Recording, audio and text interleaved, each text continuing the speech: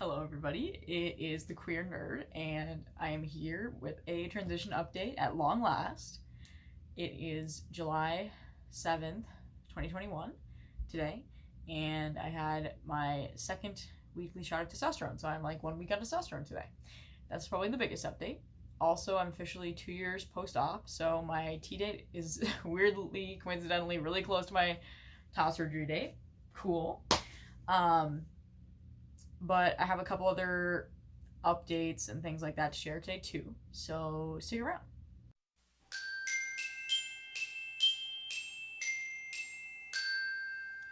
So first of all, top surgery, since I'm 2 years post-op, I'll give some updates. I have been super happy with basically every aspect of my top surgery and results and how I feel about it and everything. I can show you guys what my chest looks like now. I have a couple pictures on my Instagram. I think on my Instagram, you can't totally tell what it looks like. It looks like better on Instagram, practically, than it looks in real life, but that's okay. This is mostly what my chest looks like. My scars aren't like super visible, but anyway, that's better probably for you to see with the lighting on it. Anyway, I'm sitting on the floor, so my body looks weird, but anyway, my scars aren't like really dark or anything, and they were totally like smooth, and I don't know, my chest feels good. Like, I was initially mostly worried about the texture of my scars. They kind of felt gross in the beginning, but now they feel fine. My nips are still numb, which sucks, but whatever. Like, I don't really care or notice that much unless there's like something weirdly poking my nips. Anyway, that's what's up. My nipples have a little, this nipple in particular has like some nipple projection, which is cool. And yeah, I'm thriving. I don't have any pain in my chest anymore, and I'm getting like, I've just slowly been getting like more sensation and like less weird feelings in this area and these areas of my chest and stuff. Because for a while I had some like sensitivity in this top part of my chest. Anyway, oh yeah, I'll do this. You can kind of see like the muscles of my chest. Not very big right now. I've been working out. But anyway, that's the thing. And if you haven't seen my other videos about my top surgery or my other transition updates, just go to my channel. I don't have that many videos up, so you'll find them really fast. If you want to see like my 2 weeks post-op recovery and then my 1 year post-op like reflection video. Other big thing, well, I'm on testosterone. There are many reasons for that. As you can tell probably from my old videos, I've been thinking about testosterone for a super long time, like 5 years probably, and always kind of like putting it off, thinking that I didn't really want it or didn't need it or didn't want it enough or something like that, or could live without it or things like that. And I don't really know exactly why now I feel comfortable doing it, but I'm just like, I need to do it now. That's just what it came down to. Is for my, like, for years and years I've even been saying, you know, someday if my dysphoria gets bad enough, I can just go on testosterone and it will solve it. Like, why was I saying that? I had dysphoria before, so I could have just gone on testosterone to solve it earlier, or to try to solve it at least. I don't, know if it'll totally work, but if everything goes as planned, hopefully it will help. So, my dysphoria has been a little bit worse in the past year or so, and I think because of a concept that a lot of trans people experience, where like after you get one part of your gender affirmed, or one aspect of your life more affirming, you realize other things that are problems. So like when I had top surgery, I for like a year felt like I had like no dysphoria. I was so happy and great. And then I started realizing like, oh shit, I have bottom dysphoria, I have voice dysphoria. I kind of knew I had voice dysphoria before, but it became more noticeable, and other things. So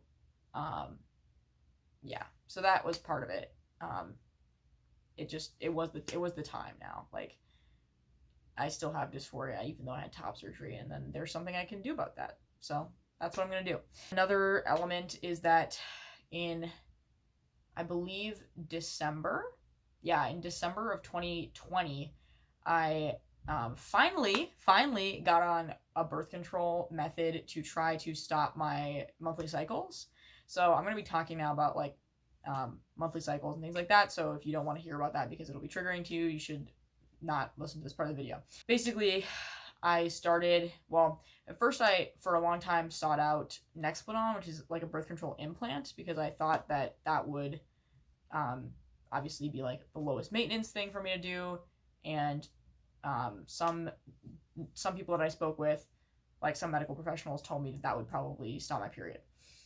Well, I talked to another medical professional, like when I was about to get Nexplanon. I like pulled into the office. I'm like, I'm here to get Nexplanon, and she talked to me about it and what would happen. And she said, well, you might not have your period totally stop.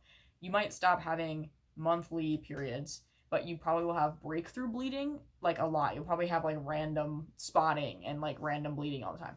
And I'm like, well, it's like the opposite of what I want. Like, I want to try to minimize the amount of days that I have to have a period or bleed or whatever, or think about that part of my body, right? In that way. So she said, okay, well, we can do something else. We can have you basically take the pill, like the regular pill, the birth control pill people take every day, but take that continuously and don't have a placebo week, because usually people have like a placebo week where they have a period. But she said you can just like skip that and just keep taking the pills, and then you'll never have a period, theoretically.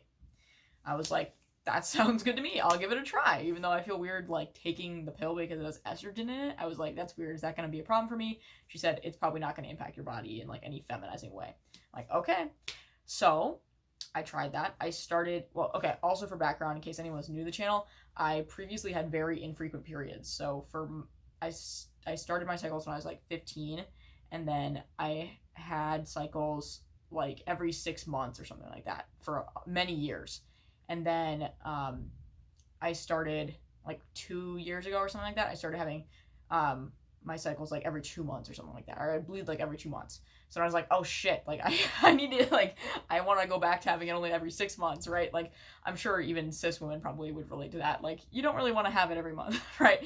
So anyway, I think because of dysphoria and just like because I had it so much better before, I was like, okay, well, fuck it, I'm gonna go on birth control or whatever.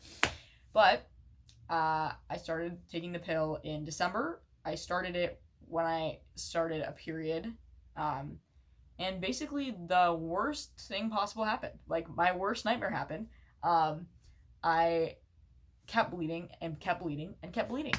And basically it was on my period for a month. And then another month after that, well, basically a month, well, or month and a half after, I still had like things happening, like stuff coming out. There was like not really a full period, but there was like not great. So I basically was bleeding for like 3 months. Well, 2.5 months to 3 months. The spotting kind of came and went at the end. And then since then, I've still been on the pill, but the spotting has been not constant, but like frequent. So that sucks. I honestly cried a lot when I was first realizing that it was like not working, because